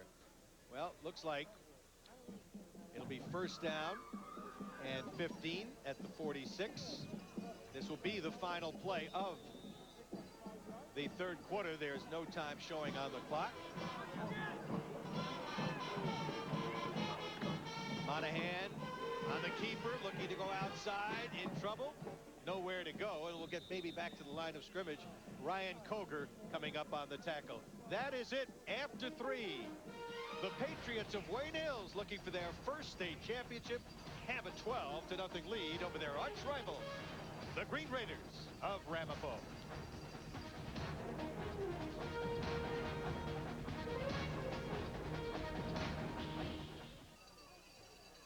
Well, 12 minutes separating perhaps the champion. And right now, Wayne Hills with a 2nd and 15 at the 50. Play action. Here's Monahan looking deep as he's hit, and he was leveled as he tried to get that pass off. David Silverstein came in and really put him to the turf.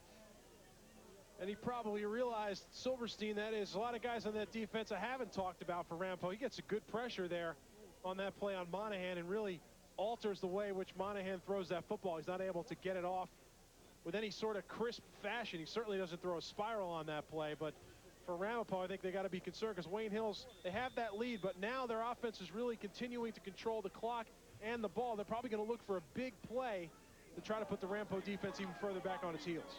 Chaz Lynn has come into the game. 16 carries for over 60 yards so far today. 3rd and 15 from midfield.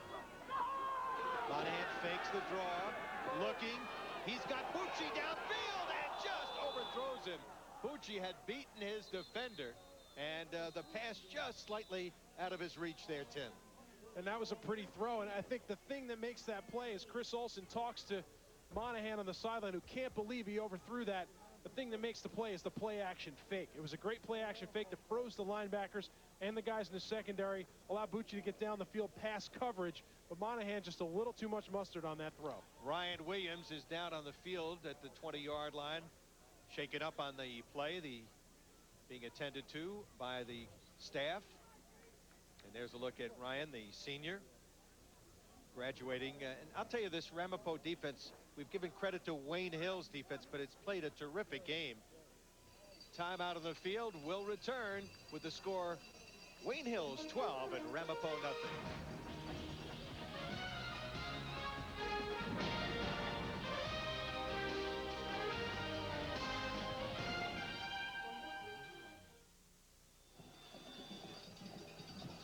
Fourth down and 15 at midfield. Punting situation here. Monahan will step forward. Line drive kick and taken by Rader. Rader to the 25, and we'll get it back to about the 30. And right now, this is the most critical possession of the game for Ramapo, with 11:39 to go, trailing by 2 scores. Yeah, the time is now for Drew Gibbs and Michael St. George.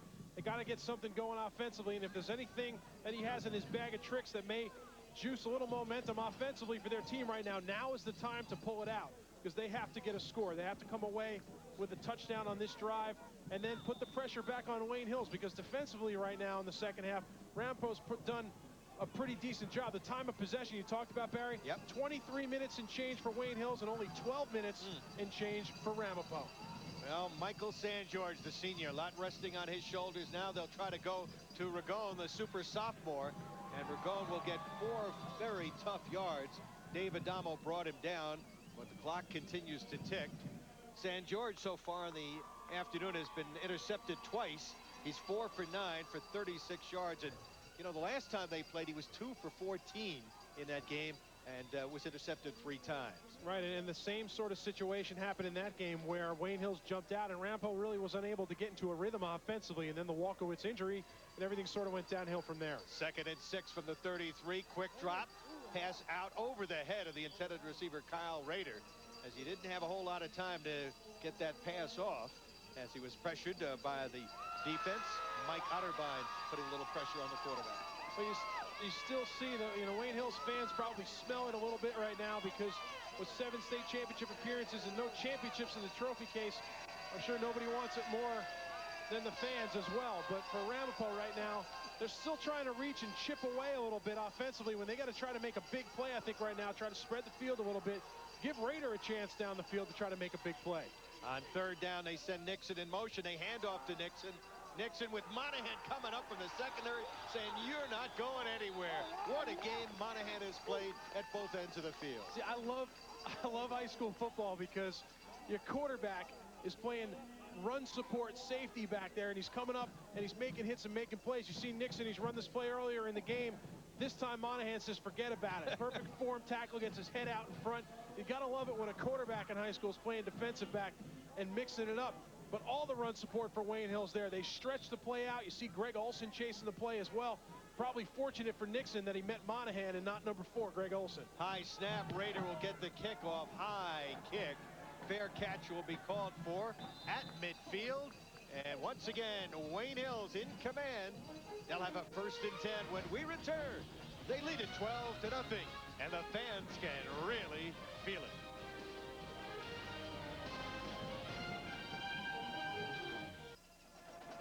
Well, the band banging away because Wayne Hills now leads it 12-0. And a reminder that NJSIAA is the unique position to positively affect the quality of life in New Jersey because of the nature of interscholastic athletics, which knows nothing of social bonds and racial origin. The shared experience of high school sports only demand fairness and competition and equal opportunity. Brought to you by the New Jersey State Interscholastic Athletic Association. Wayne Hills 1st and 10 at midfield as Greg Olson shifts to the far side with Chris Zambelli.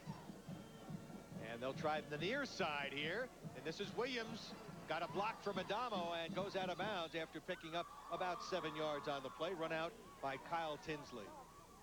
And offensively for Wayne Hills, I think Williams and Lynn, when they've been in the game, Williams struggled initially with the fumble, but now he's getting back into his rhythm. You see him following Adamo, gets a good seal block on the outside there, and then those dance steps to try to stay in bounds with the slippery field. Kyle Tinsley not far behind, but after the shaky start for Williams for Wayne Hills, he's done a good job getting back into his rhythm and doing things that he does well, which is running the football straight ahead and bouncing outside. But I'll tell you, when you got a 6'6", 250-pound tight end blocking for you out front, that may help you just a little bit. It's certainly like having another lineman down there blocking for you, no question about it. Again, Williams off the left side, following Adamo, and driven out of bounds again, very close to a 1st down. They say he was tackled before he went out. You know, Adamo's been lead blocking quite a bit today, and he's played a terrific game at linebacker as well. The coaches just love him. One of those kids who does a lot of dirty work, just loves the game. Yeah, and he leads out in front very well, and it's a double dip right here because Olson's out in front, and then Adamo, you see Olson at the bottom of your screen taking Ryan Williams out of bounds and just pancaking him. But the entire left side of the offensive line, let's give credit to everybody over there. Ogden, Domicoli, even Joe Nolan in the center. Everybody's doing the job. So far, Wayne Hills has won the game up front, and on sloppy days with a sloppy field, whoever line steps up and dominates the game in the trenches is going to have the best chance to win. Well, Wayne Hills picks up another 1st down, and the clock ticking in their favor. Again, Williams straight ahead, nothing there for the senior. And he'll pick up maybe 2 yards on the play. Ishkanan with the stop. And Chris Olson talking things over with Brendan Monahan, who's an outstanding baseball player. Could be a potentially a major league prospect, they tell us, as a catcher. He certainly is a good athlete, too, and I think so many times in high school there are quarterbacks all over the country, and there's only a select few that make it to the next level or able to play Division I college football. But one thing's for sure, all these guys are great athletes, and Kevin Monahan, or Brendan Monahan rather, is no exception because on defense and offense, he showed that athletic ability, and he's also showed the smarts. He's a very heady quarterback. He's kept that offense controlled today, and they've done a lot of things very well. Again, the shift. Olson has a wing to the right side. They blitz on the play. They pick the blitz up, and here's Williams trying to turn. And again, Tinsley coming up very quickly. Kyle Tinsley to make the tackle on the play. Well, Chris Olson has been here. You talked about his career record earlier and then his days at Bergenfield. He's made no sort of secret of the fact that this is going to be the end of the road for him. He's going to retire from coaching high school football at the end of this season, and his one son, Chris, is at Notre Dame. His son, Greg, obviously is on his way to bigger and better things at the Division 1A level, and maybe it's time that Chris Olsen's thinking after all these years, it's time for my wife and I to pack up a cooler and pack up some blankets and start tailgating all over this fine country for watching our boys play college football. Well, there's some speculation that Greg may follow his brother to Notre Dame. What a great year they've had this year. On third down, and this is Williams, very close to the first down. Had to get to about the 30, and that's where they mark him down. Kevin Donlin stopped him. And Olsen again in the run game. Here's a perfect example of having a good, successful run game behind a big kid. He gets there, he gets a seal block, just enough on Donlin to spring his back. And Olsen's just done that all year long. People will look at the stats tomorrow and say, wow, I've read so much about this Olsen kid, but I haven't seen him have a catch in that football game. Well, I'll tell you what, he does all the things that he's going to have to do as a tight end at the next level to be a player. The catches and the stats and all that are unimportant as long as you're helping your team in any way you can win football games. First and 10 from the 31. Fourth and 1, I beg your pardon. And the first down is picked up once again. So the clock will continue to tick, a new set of downs. And Chris Olsen says, let's keep on doing what we're doing, fellas. Let's grind him, go to the outside, go up the middle. And right now they are in total command of this football game.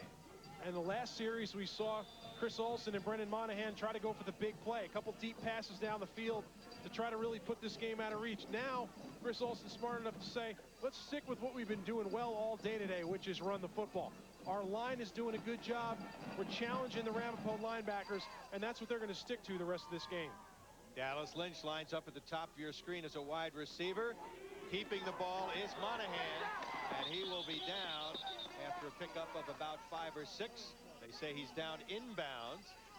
And the tackle by Ryan Williams. Good to see Williams back in after getting shaken up earlier. But what a game Brendan Monahan has played. First-year starter. He was a 2-year starter at defensive back, and there were some questions, could he lead this team all the way? All he's done is thrown 18 touchdown passes, and with the interceptions he's had today, 8 interceptions on defense. Yeah, and after you talked about the Passaic Valley game in the quarterfinals, people got a little bit nervous about Monahan in the playoffs, but he responded last week against Sparta, 6 for 9, 112 yards and 2 touchdowns. And today, as you said, on both sides of the ball, his performance has been impressive. Well, that was the difference in this team. They could throw the ball. And Monahan has stepped up, especially late in the season. Here's Williams behind Adamo.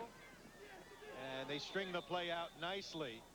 And it'll be a 3rd down and 3. And Kyle Rader coming up on the tackle. A lot of dirty uniforms, those white uniforms. But again, this is a Ramapo team that has held this Wayne Hills team to just 1 touchdown, which came late in the first half on a beautiful fade pattern touchdown to Lynch. Yeah, and they've played well in this football game, and offensively they've just sputtered a little bit because Wayne Hills had the advantage of great field position early. The Ramapo defense responded, and just down a couple of field goals early, as you said, just the 1 touchdown. The defense, I think, certainly has played well enough to win this football game. Offensively, that's where they're struggling a little bit. So on 3rd down, they want to keep the drive alive. They'll stay on the ground to the senior, and Williams trying to tug his way, trying to pull the defender with him, and finally stopped by Andrew Salinger. Salinger was holding on his back for dear life. Didn't want to let it get that forward progress to pick up the 1st down. And Salinger a little slow to get up on that play. And as I said, the fatigue thing's got to be setting in. You see Salinger 56, and he scrapes to the right side, and he's trying to head off that run at the pass, and he locks onto Williams. And the reason he's trying to pull him backwards is trying to prevent him from getting to the sticks and getting that 1st down. Great effort by number 56. He's certainly going to be feeling a little bit sore tomorrow when he wakes up for school. Well, he's going to be one of those players who'll be back next year. He'll be back. Ryan Koger on the defensive line will be back. They'll have Andrew Salinger back. Kyle Tinsley will be back. Chris Arnold will be back. And on offense, Ragone will be back. Silberstein will be back. Rader will be back. So they'll have a lot of people coming back next year. And depth really has been a signature of this Ramapo program for the last 10 years. Another big 4th down play. Let's see if they'll get it. Williams, and Williams with that surge looks to have the 1st down. Had to get it to the 14 and looked like, or the 18, and looked like he has it at around the 16-yard line. Ryan Williams once again on the tackle. Just great blocking again up front. That entire offensive line should be credited. They're doing a great job. You see the push on the inside there. They're moving the Ramapo defensive line backwards. Just that 1 or 2 yards is enough on that 4th down play, and even on other runs. If you move the defensive line back just a couple yards, you're going to give your backs a chance to find that one seam to make a cut and get up the field. The Wayne Hills offensive line so far playing a great football game today. Once again, Williams will get the call. Williams looking for the end zone, will be down at the 5-yard line. And for Williams, another nice run. He's bounced back nicely after, as you mentioned earlier, Tim, struggling, looked a little shaky in that first half. And I guess that's the luxury of a little bit of depth at tailback, where you can put another guy in to let Williams get his head back. A great lane on that play, and another good block by his traveling partner there. Adamo gets a nice block. Williams 1 tackle away. Here's another good look at the blocking. Look at the lanes that he has to choose from. And Silverstein there making the play, saved it from being a touchdown. But on that play, Williams didn't have to fight as hard to get the yards, because the left side of the line just moving the Ramapo defense backwards at will right now. Williams now 72 yards on 25 carries. He stays in the game. On goal to go from the 7-yard line. Williams off the left side has blockers and will be knocked out of bounds, stopping the clock at around the 3-yard line. Ryan Williams knocked him out. Clock stops with 3:42 to go. Now, Rick, Taurine Williams will be playing somewhere next year. Maybe Division III, maybe Division II, but he's a player. Yeah, he sure is. Look at the block on the outside by Olsen and Adamo. Olsen sort of tees up his guy, and Adamo comes in for the leftovers and springs their back. See Olsen again here. Look at the block and the finish. Not just the initial block, the finish. He actually takes out his fullback. The size advantage like that in high school football, it's almost not fair. Yeah, absolutely. You saw Chris Zambelli, number 34, also with a nice block. He's been an unsung hero for this team throughout the year. And Williams will try to punch it in here from the 3, but did not get in, setting up 3rd down as the clock continues to tick. Oh, you saw Paul Ogden, one of the seniors on that terrific offensive line right there. We've got a timeout of the field right now. 3:32 to go, and Wayne Hills leads it 12-0, and then knocking on the door for more.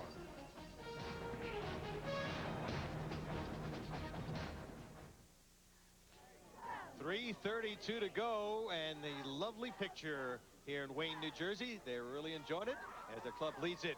And Wednesday night at 10 on Yes, get an in-depth look at the world of pro football. With This Week in Football with Bob Papa, Keith Myers, and Gary Myers, and New York Giant Tiki Barber. This Week in Football, Wednesday night at 10, and again Saturday at 5, only on Yes. And we've been delighted all year to bring you some great high school football. Don't forget, coming up later tonight, you'll see Don Bosco Prep. What a great team they've had this year, taking on Bergen Catholic in the parochial school championship. Right now, it is 3rd down and goal from the 3. And here is Williams looking for the end zone, and he's in. Taurine Williams with his 16th touchdown on the ground. This cheer, and they can sense it right here. The celebration has begun. And that's going to be the nail in the coffin, most likely, for Ramapo. Wayne Hills with one of those drives that really can be a backbreaker. 14 plays, only 50 yards, but 6 minutes and 46 seconds, ending in this. Taurine Williams right up behind his left guard, Dan Domicoli, who's done a great job all day, moving people around, gives them a lane to get in the end zone. And that one is something the offensive line can be proud of. They drove that team down the field, and Williams finished it off as he and Olsen get together. And as you said, Barry, I think the celebration for Wayne Hills can start now. Adamo adds the extra point to go along with the 2 field goals he's made. And the score now reads 19-0. And Wayne Hills, it will be sweet revenge for Wayne Hills after suffering so many bitter defeats at the hands of Ramapo, including the 3 state championship games going back to '93 and then the last 2 years, Tim. And a good game plan overall, I think, for Chris Olsen and his staff, because initially I think both teams were doing the same thing, trying to feel out what they were going to be able to do. There's that drive that really was the backbreaker, the 14-play, 50-yard drive, 6:46 off the clock. In the first half, I talked about another drive. That was a 14-play drive that ended up in a missed field goal. But that chewed up 6 minutes and 42 seconds. But the offensive line for Wayne Hills and Chris Olsen's staff and their offensive game plan really have executed very, very well today. And that's what's got them on top right now, 19-0. Well, we talked about the great rivalry, but it's also been a great rivalry, although it's been intense. Great sportsmanship on the part of these 2 schools because they play hard, they play tough, but they play quality, clean football. And you know how it is when you play against a team so many years and so many big games. It's bitter, and it's a war every time you hit the field, but you respect each other. And that's the most important thing. You play against guys, you play hard, but you respect each other at the end of the day, and I think these two teams do that. Now, Drew Gibbs about to lose for only the second time in 2 years, and both of those times will be to this Wayne Hills team.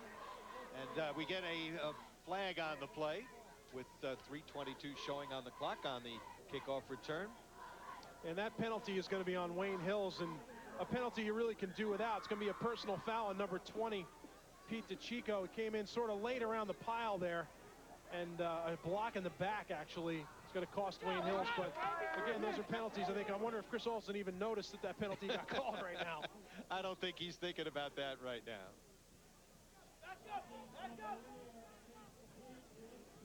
Well, championship history. There you go. In '93 was Ramapo over Wayne Hills, and then the last 2 years, Ramapo with the victory. But this season, Wayne Hills going to make it 2 for 2.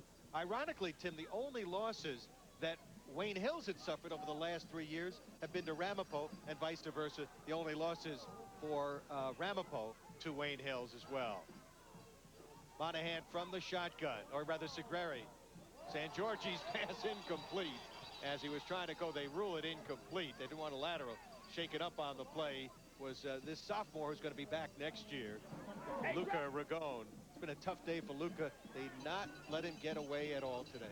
They needed him in a big way today, and Ramapo's offense, not only this year, but for so many years, has relied on that one explosive back. 2 years ago, when Josh Walkowitz emerged, he emerged as a result of an injury to Chris Anzano. And then this year, it's Ragone who steps in for Walkowitz when he gets hurt. But when their run game doesn't succeed, it really limits what they're able to do offensively. Hats off to Wayne Hills defensively, because they've shut down Ragone, and they've gotten pressure on San George a lot of the day. Ragone has carried the ball 11 times for just 22 yards.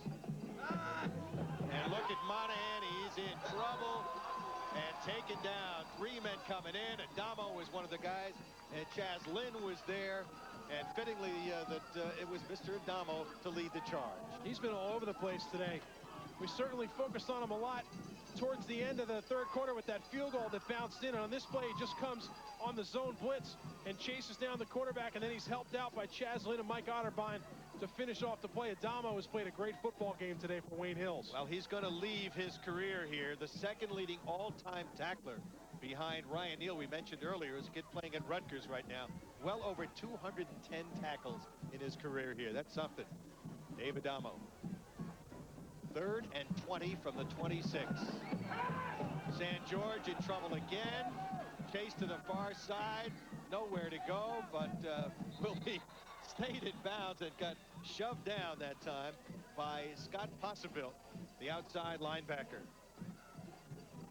Been a rough day for Michael San George, who will finish his career at Ramapo.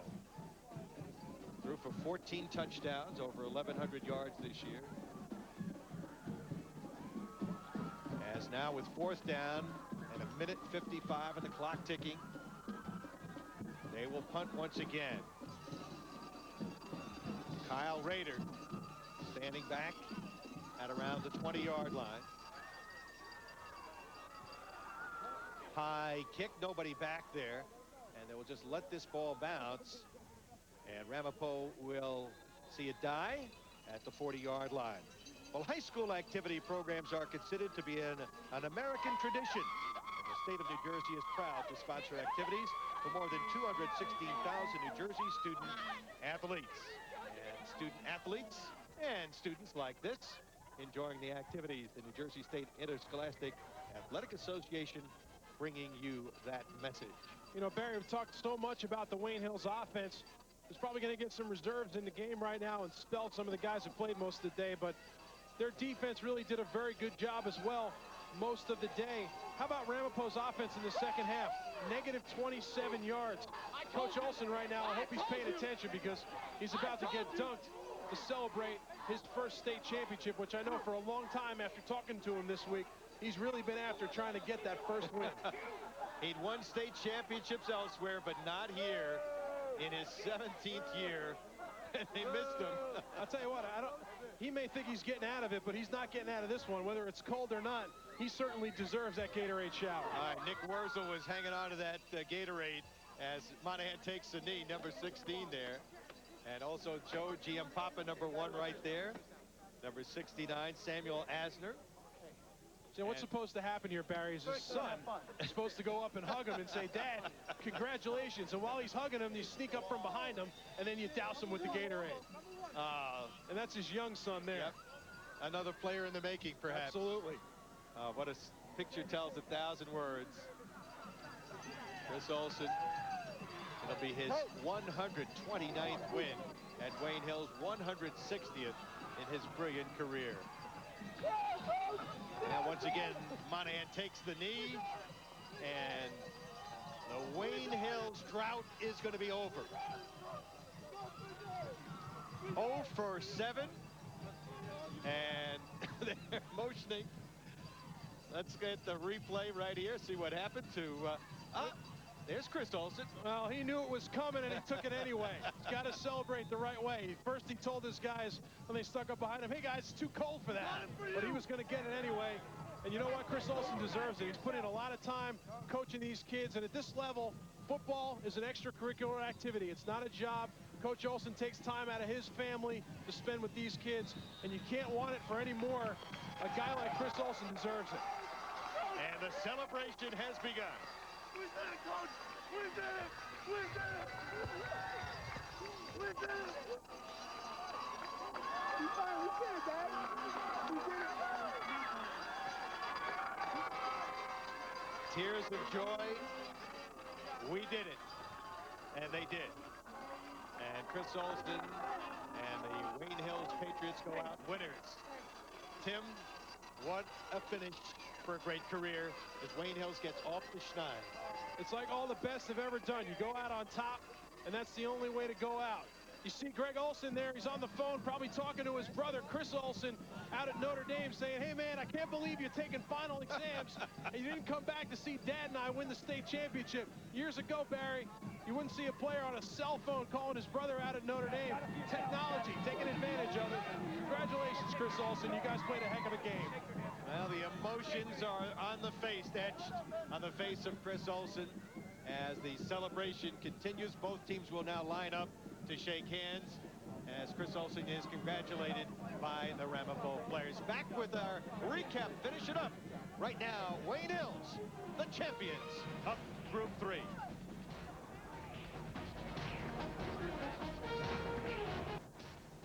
The drought is over. Wayne Hills, the champions, and the celebration has begun. In their 8th try, they win the championship. Let's go to the field and Tim Pernetti. Back down on the field at Wayne Hills with Coach Chris Olsen and player Greg Olsen after Wayne Hills wins the state championship. 7 appearances prior to this. The first state championship for you, Coach. It's got to feel pretty good. It's very special. And I feel great for the kids that come back year after year after year trying to get us here. I feel great for them. This is also for all the kids that have played here for all the years. Haven't quite got what we got today, but it was a program effort. Now, for so many years, Ramapo has been the nemesis. You only lost a few games in the last few years. They've always been to Ramapo. And the same thing for Ramapo. When they've lost to you guys. It's been a great rivalry, but there's got to be a lot of mutual respect between the two teams. Tell you what, Tim, you hit the nail on the head there. I don't think, you talk about Bosco Bergen. I'm not taking anything away from that, but let me tell you what, the Ramapo-Wayne Hills rivalry and the intensity that goes on in that game is unmatched anywhere. I mean, I'll put our rivalry up against anybody. And like you said, they've knocked us off. We were fortunate enough this year to win a couple, and I have nothing but respect for Coach Gibbs and Coach Mielo before him and the Ramapo kids. Well, before I get on to your son here, one last question. What's in the future for you at the end of this season? Right now, I'm going to the Outback Steakhouse, and we'll worry about what happens after that. All right, Coach, thanks for being here. Greg Olsen, son of the head coach, and his brother, and I saw you on his cell phone a couple minutes ago from up in the booth. Were you talking to your brother out at Notre Dame? Yeah, my brother called our trainer. He wanted to know what was going on. I told him that, we won, and he was real happy for us. He wanted us to get this one real bad. Now, I know you got a bright future ahead of you, but for so many years here, you've tried to beat Ramapo, tried to win the state championship. What does this mean to you? It's been something I've been dreaming about since, I've been coming around this program. And, over the past 2 years, we've fallen up short, and it's just been eating at me. The first time we lost, it was eating at me, and then got a little worse, and, we came out and we answered the bell, and we knew that if we played well, we'd be all right. we played well. Well, Greg, congratulations. With Greg Olson and the coach Chris Olson down the field, let's throw it back up to Barry Landers in the booth. All right, Tim, thanks very much. So the season ends 12-0. Ramapo gave it a battle, but too many mistakes. The turnovers. And it was all Wayne Hills as they dominated play today, getting some big runs from Taurine Williams and Chaz Lynn. Some big plays from quarterback Brendan Monahan on both offense and defense. And the emotion on the face of Chris Olson tells the story. Indeed, Wayne Hills is champs. So long, everybody.